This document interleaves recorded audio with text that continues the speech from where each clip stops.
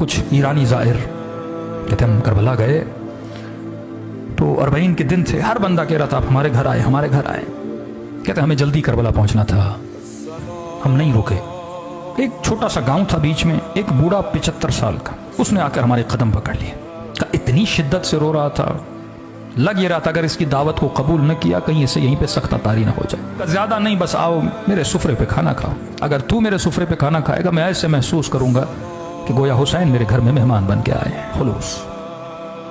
हमने कहा बूढ़ा है, हमने कहा ठीक है खाना खाएंगे पर जल्दी निकल जाएंगे। ठीक है 1-2 घंटा आराम करो, अपनी जोराबे दो, मेले कपड़े दो, वो भी धुलने के लिए देता हूँ, थोड़े फ्रेश हो जाओगे, 2 लुक़मे खाने खाओ, मुझ गरीब का दिल खुश हो जाएगा। कहते हैं उसके घर हम चले गए, उसने कहा ठीक है मैं 1 घंटे में खाना तैयार करता हूँ। हम थोड़ा कमर सीधी करके बैठ गए। उस बूढ़े के घर की दीवार के ऊपर एक पेंटिंग लगी थी, पेंटिंग थोड़ी अजीब थी जिसने हमें अपनी तरफ खींचा। हमने क्या देखा, उस पेंटिंग पे एक ताबूत है, मय्यत है अंदर, उस ताबूत के साथ में कब्र है खुदी हुई।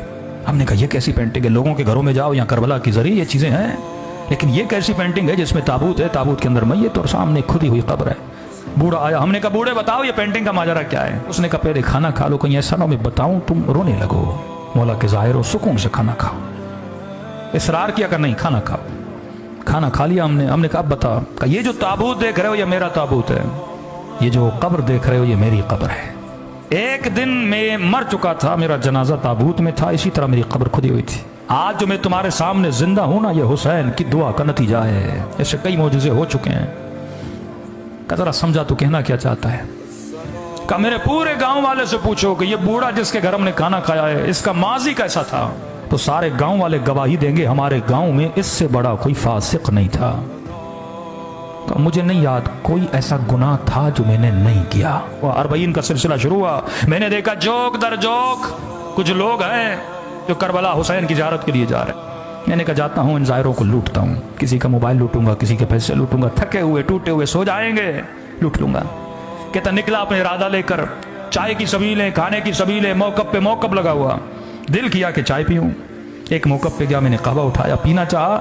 उस जवान ने मुझे पहचान लिया कि मैं चोर हूं। उसने कहा कहवा नीचे रख, ये सबील हुसैन के ज़ायरों के लिए है, चोरों के लिए नहीं है, दूर हो जा हमारी सबील से।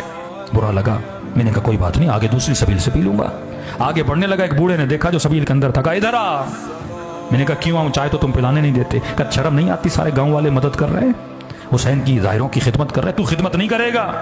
मैंने कहा ऐसे क्या मदद करूं। कहा देख चाय बना रहे हैं, चीनी खत्म हो गई, 2 किलो चीनी लेकर।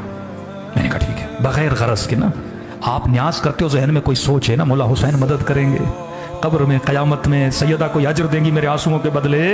कहता नहीं मेरा कोई जहन में पसे मंजर नहीं। मैं गया, 2 किलो चीनी ली, वापसी पे एक और सबील थी जहाँ चाय चल रही थी। मैंने कहा चाय यहाँ पीऊँ फिर जाऊँगा। उसने बोला भी तो अब उसकी चाय नहीं पीऊँगा। इज्जत नफ्स ने मुझे रोका। मैंने चीनी इसकी टेबल पर रखी, चाय पीना चाहिए। उस सबील वाले ने समझा मैं उसके लिए लेकर आया हूँ। उसने कहा मौला का ज़ाहिर चीनी लेकर आया है। मैं रोक न सका, बता न सका कि आपके लिए नहीं अगले वाले के लिए। उसने उठा ली, मैंने कहा कोई बात नहीं, 2 किलो और लेता हूँ। आगे बढ़ा। कहता है कज़ा पूछ के नहीं आती। कहता है सीने में तकलीफ हुई, जमीन पे गिर पड़ा, अचानक देखा रूह निकल चुकी है, बदन जमीन पे पड़ा हुआ है। लोग दौड़े दौड़ा चेक किया कि बंदा मर चुका। का इतना फासिक था, मेरे जनाजे को कांधा देने के लिए मेरे रिश्तेदार तैयार नहीं थे। 4 मजदूर ढूंढे, उन्होंने कांधा दिया। समझ रहा था ख्वाब देख रहा हूं, लेकिन जब अपनी खुदी हुई कब्र को देखा, ताबूत पे अपने जनाजे को देखा, मैंने कहा ख्वाब नहीं, मर चुका है। कहता इस आलम में परेशान खड़ा था, किसे पुकारूं, ना कुछ करे तो अल्लाह को पुकारे ना खुदा को सही से मानता था। कहता है कब्र के किनारे पे 2 अजाब के फरिश्ते खड़े थे, हाथ में गुर्ज लिए।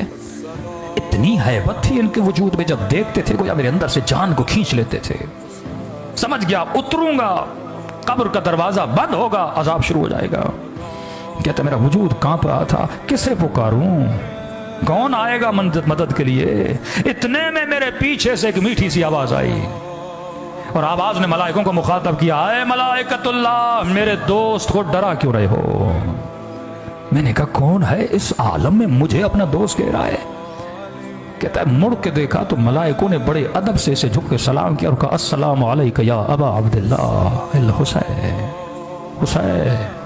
हुसैन ने मुझे अपना दोस्त कहा। मुझसे ज्यादा मलाइकों ने ताज्जुब किया। कहा मौला ये रहा इसका नाम अमाल, दूर दूर तक आपके किरदार किसके अंदर खुशबू नहीं है। یہ آپ کا دوست کیسے بنا؟ امام نے کہا اگر دوست نہ ہوتا میری سبیل پہ 2 کلو چینی نہ دیتا۔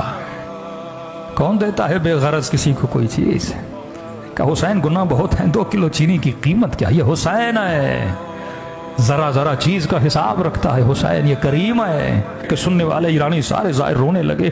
امام نے کہا 2 کلو چینی کے اندر جتنے چینی کے دانے تھے ہر دانے کے عوض اس کا 1 گناہ مٹا دو۔ کہ مولا مٹا دیے، اب بھی گناہ بہت آئے۔ کہا 2 کلو لینے گیا تھا، لی نہیں تھی۔